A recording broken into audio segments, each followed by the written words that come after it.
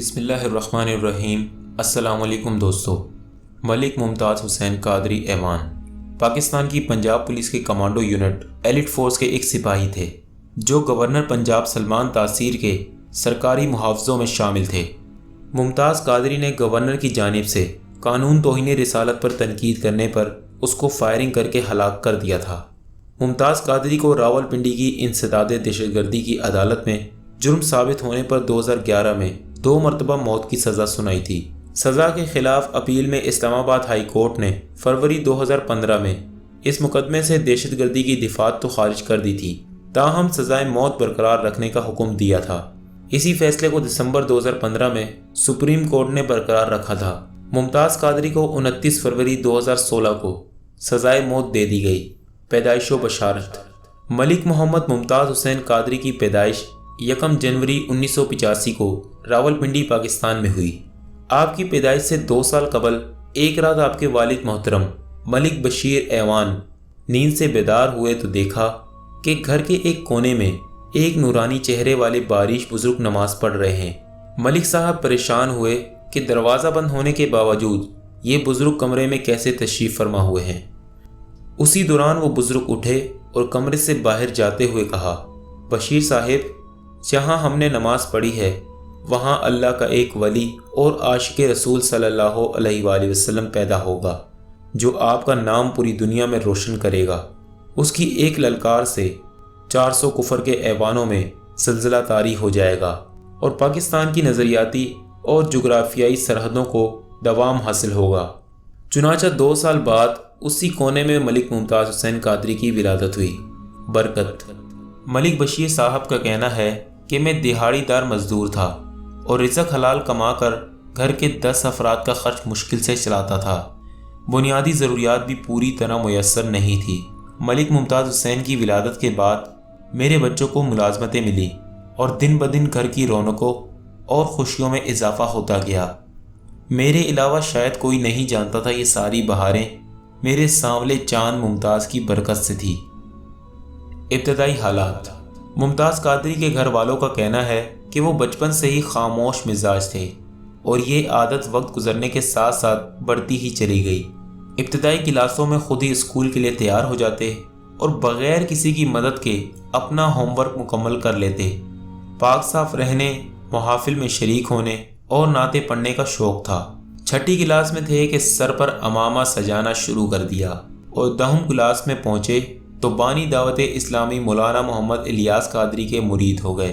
مرید ہونے کے بعد دینی رجحانات میں مزید اضافہ ہو گیا اور پڑھائی کی طرف توجہ کم ہو گئی۔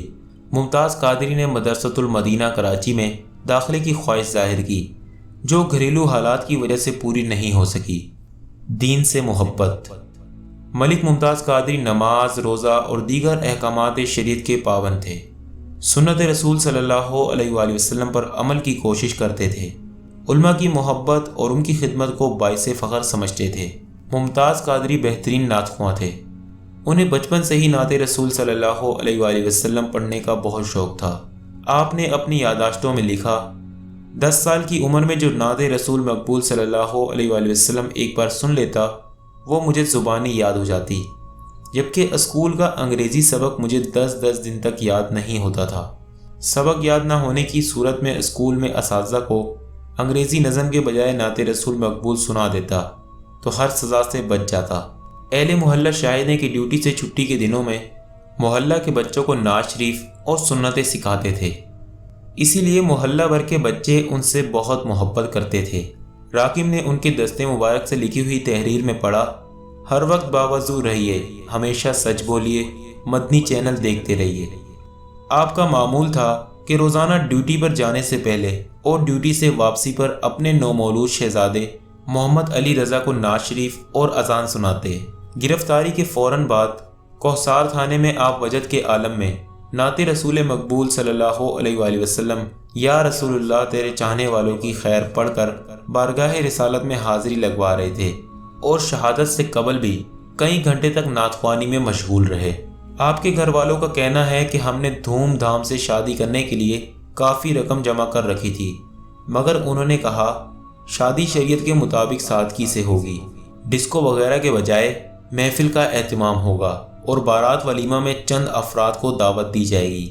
جنازے کے موقع پر شرکا جنازے کو ان کے ساتھی پولیس اہلکاروں نے بتایا کہ وہ ممتاز قادری میز پر کھانے کی بجائے زمین پر بیٹھ کر کھاتے اور کہتے، زمین پر بیٹھ کر کھانا رسول اللہ صلی اللہ علیہ وآلہ وسلم کی سنت ہے۔ ملک محمد ممتاز حسین قادری 2003 میں محکمہ پولیس میں بھرتی ہوئے اور 2008 میں ایلیٹ فورس میں شمولیت اختیار کی۔ محکمہ کے ریکارڈ کے مطابق نہ ہی آپ نے کبھی کسی سے بد اخلاقی کی، نہ کسی غیر اخلاقی سرگرمی میں ملوث پائے گئے اور نہ ہی آپ کا کبھی کسی دہشت گرد تنظیم سے تعلق رہا۔ محکمہ کے تمام افسران و ملازمین آپ سے محبت کرتے تھے کیونکہ آپ ملنسار تھے، وقت کی پابندی اور فرائض کو احسن طریقے سے ادا کرتے تھے، حتیٰ کہ نماز کی ادائیگی میں جو وقت صرف ہوتا وہ بعد میں اضافی ڈیوٹی کر کے پورا کرتے، بیشتر وردی میں رہتے۔ کمانڈو کورس کے درمیان آپ کی نشانہ بازی پر تمام ساتھی اور تربیت دینے والے حیران تھے کہ آپ چلتے اور بھاگتے ہوئے حتیٰ کہ آنکھیں بند کر کے بھی درست نشانہ بنا سکتے تھے۔ اللہ تعالیٰ کی طرف سے اس خاص عطا کا نتیجہ ہی تھا کہ گستاخ رسول صلی اللہ علیہ وآلہ وسلم سلمان تاثیر کو نشانہ بناتے ہوئے آپ نے 27 گولیاں فائر کی اور ایک بھی خطا نہیں ہوئی۔ سلمان تاثیر کے قتل کا پس منظر 14 جون 2009 کو ضلع ننکانہ کے گاؤں اٹان والی میں ایک مسیحی عورت آسیہ مسیح نے رسول اللہ صلی اللہ علیہ وآلہ وسلم کی شان اقدس میں گستاخی کی۔ تحقیقات مکمل ہونے کے بعد عدالت نے اسے 8 نومبر 2010 کو سزائے موت اور 1 لاکھ جرمانے کا حکم سنایا۔ 20 نومبر 2010 کو اس وقت کے گورنر پنجاب سلمان تاثیر نے پوپ اور دیگر مسیحی کمیونٹی کی نمائندگی کرتے ہوئے شیخو پورہ جیل میں آسیہ مسیح سے ملاقات کی اور اس ملونہ کو یقین دلایا کہ میری تمام تر ہمدردیاں تمہارے ساتھ ہیں اور میں تمہیں صدر پاکستان سے معافی دلواؤں گا۔ میڈیا سے گفتگو کرتے ہوئے گورنر نے کہا، آسیہ کو گستاخ رسول کی وجہ سے جو سزا سنائی گئی وہ انسانیت کے خلاف اور بڑی ظالمانہ سزا تھی۔ سلمان تاثیر نے قرآن و سنت کی روشنی میں بننے والے قانون تحفظ ناموس رسالت صلی اللہ علیہ وآلہ وسلم 295C کو کالا قانون کہہ ڈالا اور ٹویٹر پر اپنے آخری پیغام میں لکھا، مجھ پر توہین رسالت قانون کے سلسلے میں دائیں بازو کی قوتوں کے سامنے جھکنے کے لیے شدید دباؤ ہے، تاہم اگر میں اس موقف پر آخری شخص بھی رہ گیا تب بھی ایسا نہیں کروں گا۔ میں ایسے لوگوں کو جوتے کی نوک پر رکھتا ہوں۔ صرف یہی نہیں، سلمان تاثیر کو ختم نبوت کے منکر قادیانیوں سے اس قدر ہمدردی تھی کہ اس کی بیٹی شہربانوں نے بیان دیا، میرے والد قادیانیوں کو غیر مسلم قرار دینے کے سخت مخالف تھے۔ سلمان تاثیر کے والد محترم ڈاکٹر محمد دین تاثیر ناموس رسالت پر فدا تھے۔ شہید ناموس رسالت غازی علم الدین شہید کے جسد مبارک کو لاہور منتقل کرنے کے لیے انہوں نے ہی عذرا عقیدت تابوت پیش کیا تھا۔ نہ جانے سلمان تاثیر کو اپنے والد کے افکار سے اس قدر کیوں بغاوت تھی۔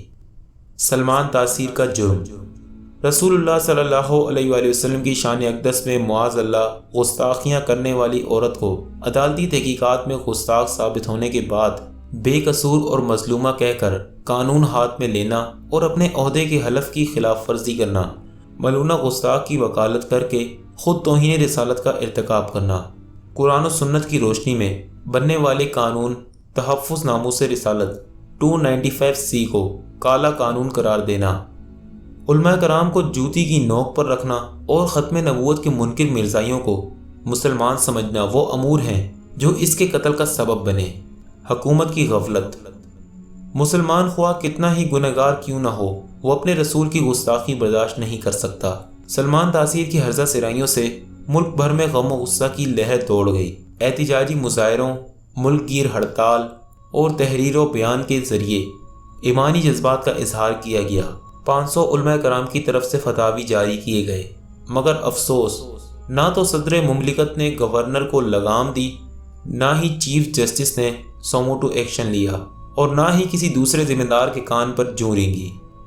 حتیٰ کہ جب گورنر کے خلاف قانونی کارروائی کے لیے FIR کاٹنے کی درخواست دی گئی تو یہ جواب ملا، گورنر کے خلاف کارروائی نہیں ہو سکتی کیونکہ اسے قانونی طور پر استثناء حاصل ہے۔